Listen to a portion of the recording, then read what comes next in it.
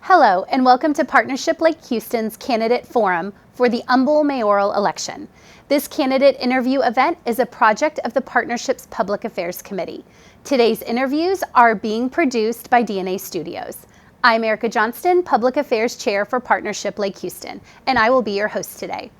Before we get started with our candidate interviews, I'd like to take a moment to remind everyone of voting dates, times, and locations. Early voting dates and times are Tuesday, April 19th through Saturday, April 24th from 7 a.m. until 7 p.m. Sunday, April 25th from 12 p.m. until 7 p.m. Monday, April 26th from 7 a.m. until 10 p.m.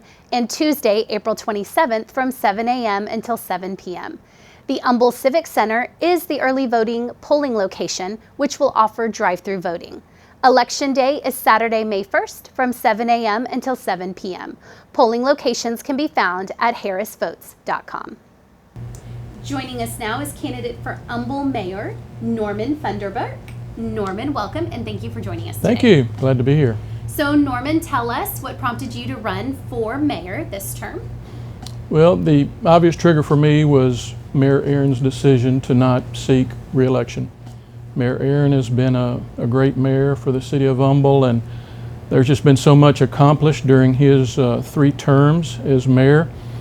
We've addressed critical infrastructure needs.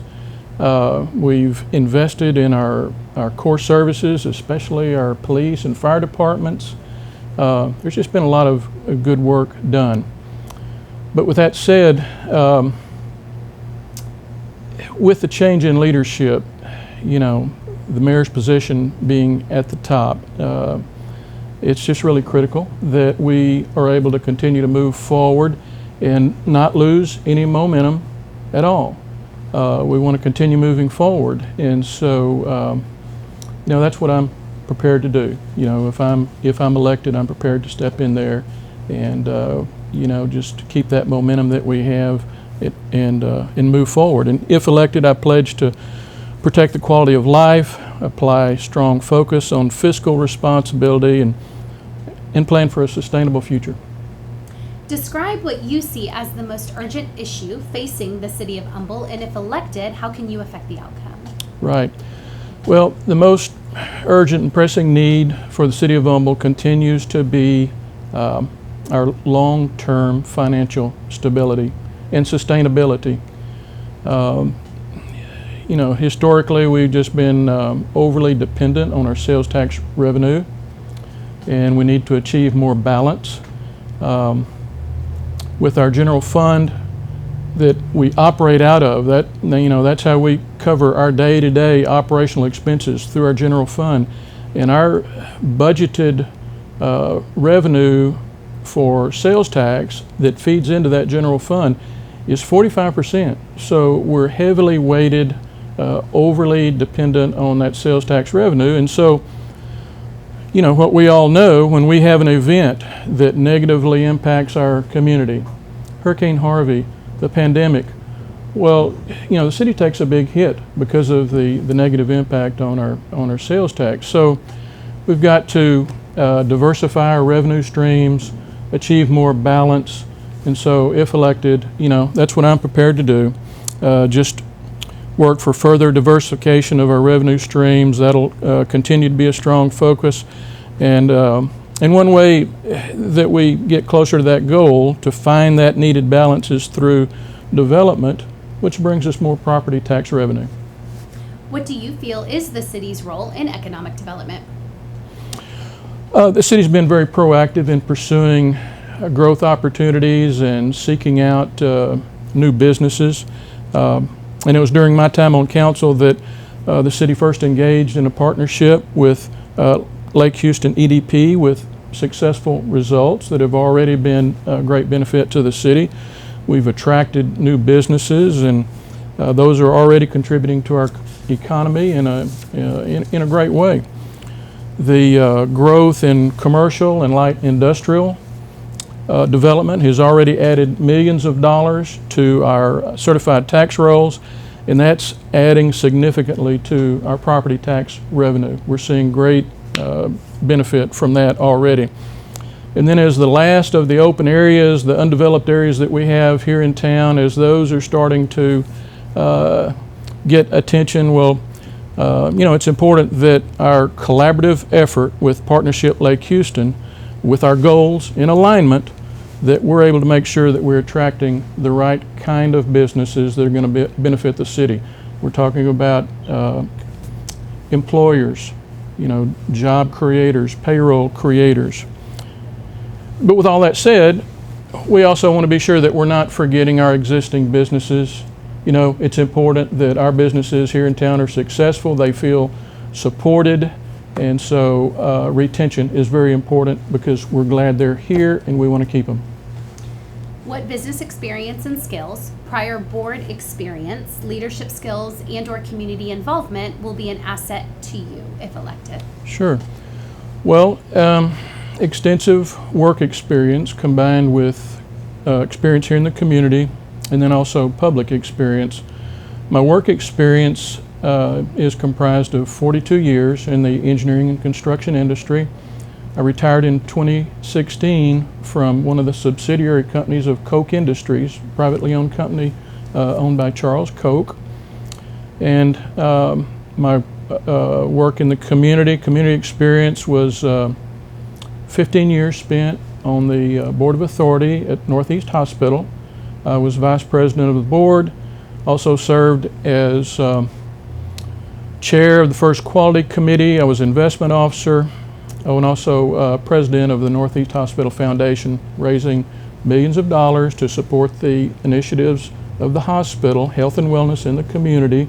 So, that was always a fun role. And then my public service, of course, would include my time spent on council, 7 years on city council, and 4 years as mayor pro tem. So in summary, with all of that, I bring experience in managing business to safe and profitable outcomes, managing contracts, managing projects and personnel, departments and personnel, and also preparation and management of budgets. So proven experience, and we all know experience matters. Well, thank you so much. Those are all the questions we have for you today. Thank you, Norman, for joining us. Thank you. Thank you. Joining us now is candidate for Humble Mayor, Arliss Bentley. Arliss, welcome, and thank you for joining us. Thank you, Erica. So Arliss, tell us what prompted your decision to run for mayor this term? I have been a resident of Humble for 47 years. I'm very active in the community, and for the last 15 years I've been attending twice a month the council meetings, and I decided it was time. It was time to step forward and become more of a person involved in serving the community. Describe what you see as the most urgent issue facing the city of Humble, and if elected, how can you affect the outcome? Okay, there are many, many issues affecting the outcome of everything in the city, but infrastructure is very, very important. The infrastructure includes everything, the police, the sanitation, the water, and with our growth, the economic growth of Humble, we need to be prepared for that economic growth. And so part of that is being prepared for the infrastructure. And the infrastructure, like I said, includes so many things. And I think our city is ready. We just need to not get behind on that. We need to keep growing like we have been and just be ready. We've got a great police, great fire. The water department is keeping up. The sanitation, another issue is the roads. That's going to be an issue because of all the traffic and with the growth. But how can I be a part of that? Just any time that they come forward and say, this is what we need, let's look at it. Let's make sure that it's something that we can afford in the budget and go forward on it. So what do you feel is the city's role in economic development? I believe the most important thing that the city needs to do, I just have been going to the budget meetings, and I've asked for this several years ago, and it hasn't been an important issue, I guess, with the city, but in economic development, you've got to have a person that spearheads it, that's promoting the city, that's doing the communication every day.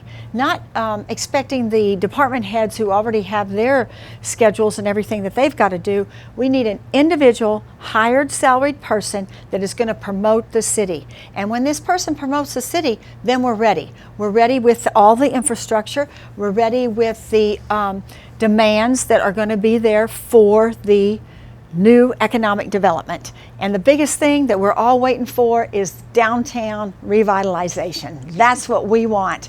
And it's been on the books for years. Nothing's been done. Let's move forward. It's time. It's time to move forward for that. What business experience and skills, prior board experience, leadership skills, and/or community involvement will be an asset to you if you're elected? Okay, living in the community 47 years, I have been a local resident. I know the people, I know the buildings, I just know how the city's run. And then being a teacher for 40 years, I have worked with the principals, the parents. I have been team leaders in the department heads. I've been a department head, and that's many different. And then I also did adult teaching of teacher candidates that wanted to become teachers. I did that with Region 4. And so I really feel like I volunteer at the church. I volunteer on the beautification committee. I've been on that 15 years. And so I believe the beautification committee has helped me see what issues are important in the city, what issues can we move forward on, what issues do we need to take another longer look at. And I guess just listening to the people. When I have been out, I've campaigned the last 3 years, and I've been out talking to people, and I want to listen to them. I want to see what their heartbeat is for our city. I think they're the most important people right now. They're the ones that elect us. They're the ones that are going to live here. They're the ones paying the taxes. So that's who we want to listen to. Well, those are all the questions we have for you today. Thank you so much for joining us, Arliss. Thank you very much.